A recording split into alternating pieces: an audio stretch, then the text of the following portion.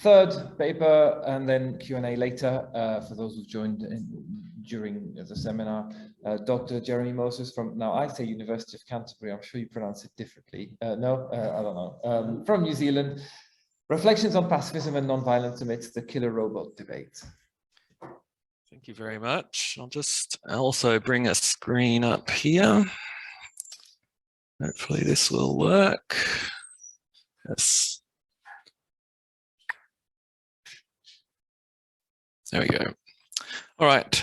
So as you can see, well, first I'd like to thank Alex and IAS Loughborough for facilitating these conversations. It's been great to be able to sit down with colleagues working in this area and really get into the weeds on some of these issues in ways that we might not normally be able to do. As you can see here, the title of mine has changed as well.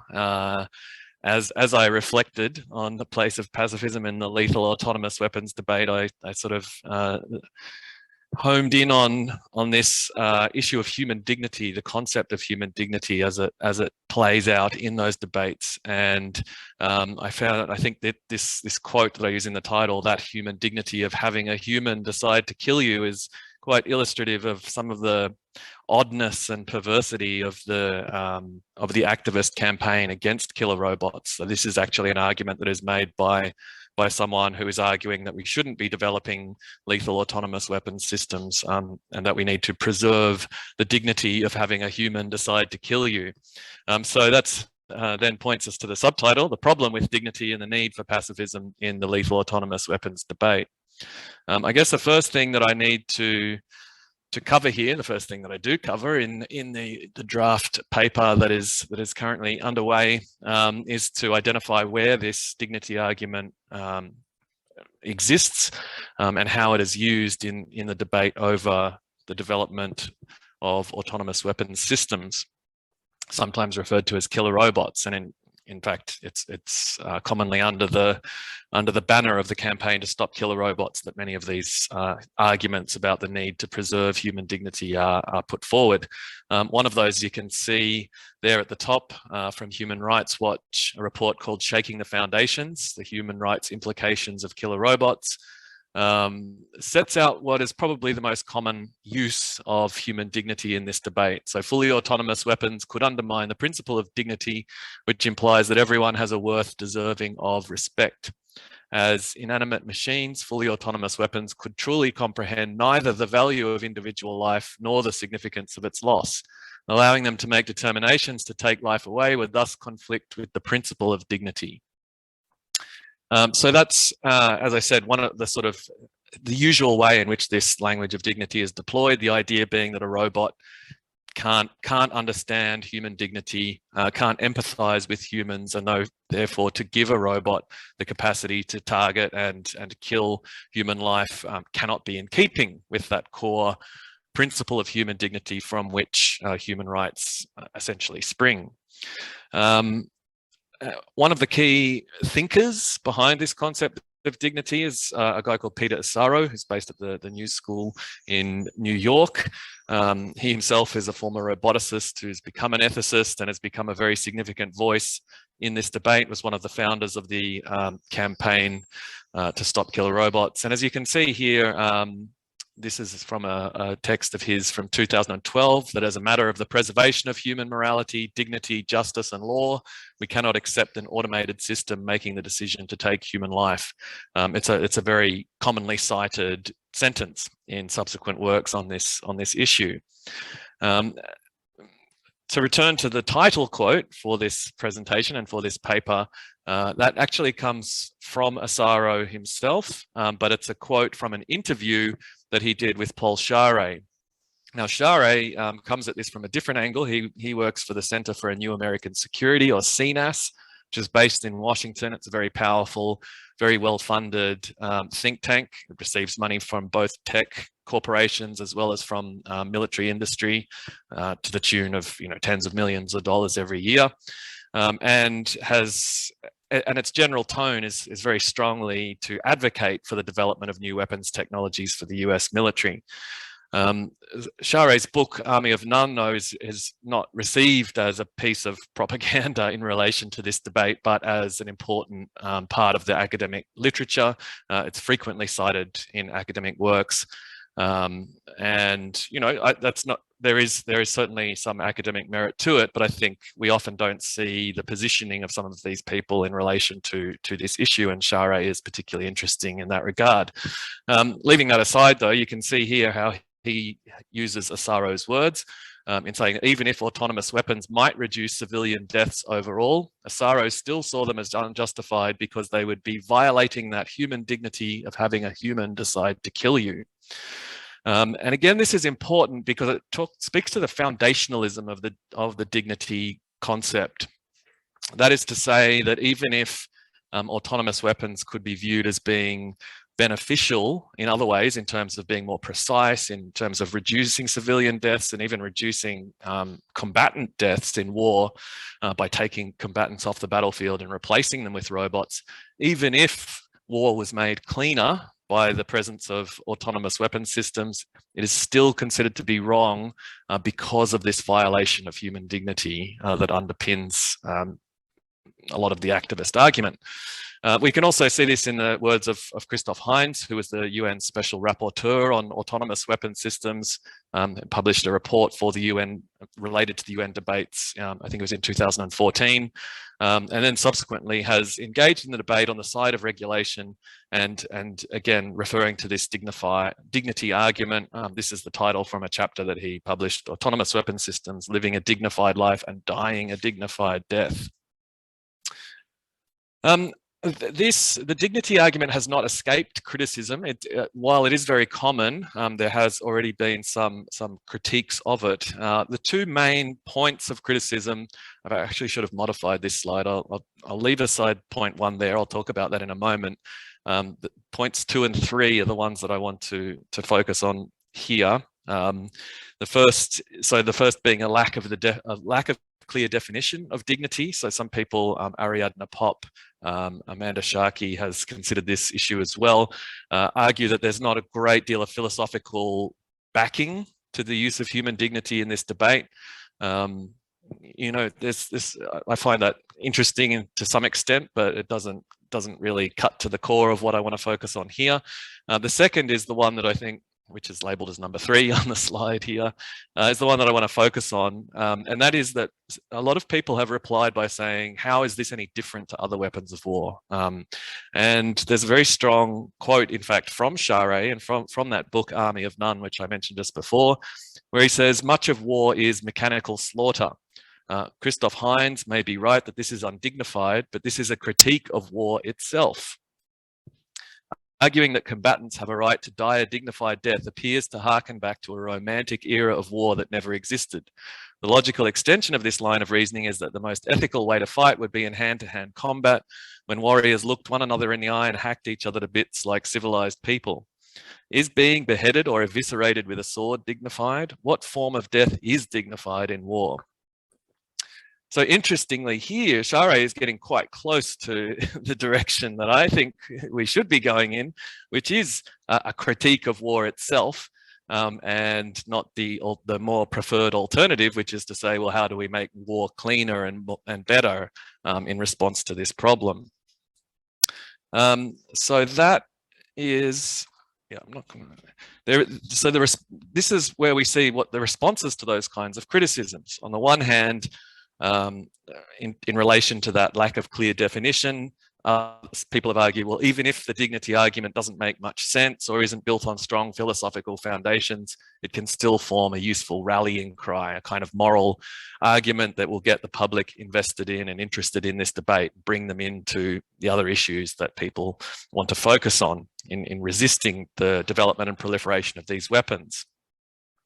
The second possible response is the one that I think Charé and others from a more military humanitarian perspective would say, is that yes, war is hell in all its forms, so why not give robots a chance to make it a more humanitarian, more precise, more clean, and so on? Why rule it out on the basis of this abstract dignity argument when in fact war might become better and more humane if we do things this way and we allow these technologies to develop? The third option, and the one that I want to take here, and this is where the pacifism comes in, is to say, yes, war is hell, war is undignified in all its forms, so let's focus on the abrogation of war rather than looking for good ways in which to fight it. And this is something that I anchor in a critique of humane war, the concept of humane war. And I draw heavily here on the work of Samuel Moyne. Others have done this previously, but I think Moyne has done it in a very sort of popular and influential way with the publication of his book, which is entitled Humane, the subtitle of which is How the United States Reinvented War, Abandoned Peace and Reinvented War. And in it, he draws on the history of pacifist activism and how pacifism has been sidelined by the development of humanitarian narratives of war over the past century in particular.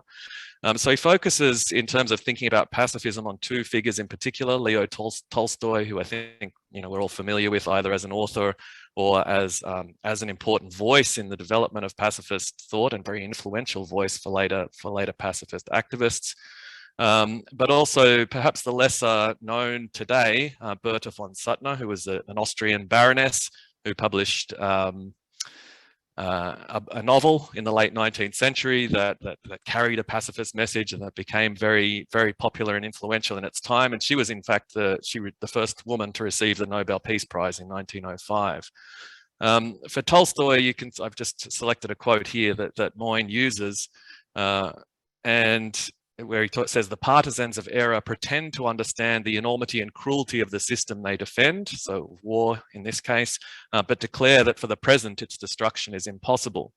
So the partisans of error for Tolstoy are those who advocate for the principles of humanitarianism, like those developed by the early humanitarians like Henri Dunant and Gustave Moynier, with the development of the Red Cross and the Geneva Conventions and so on. This, from Tolstoy's point of view, obscures the horror of war and allows its continuation and perpetuation. And he likens this to attempts to humanize slavery and humanize meat production, where in both instances, it's all just about hiding the brutal reality of what is going on, and in that way allowing it to go on. For Berta von Suttner, you can see here her response to the award of the Nobel Peace Prize, I think it was 1910, to Henri Dunant, so the founder of the Red Cross. I would regard it as a misfortune for the cause, for the pacifist cause, if a Red Cross man, that is a war humanizer, were to be called the most deserving element in the peace cause.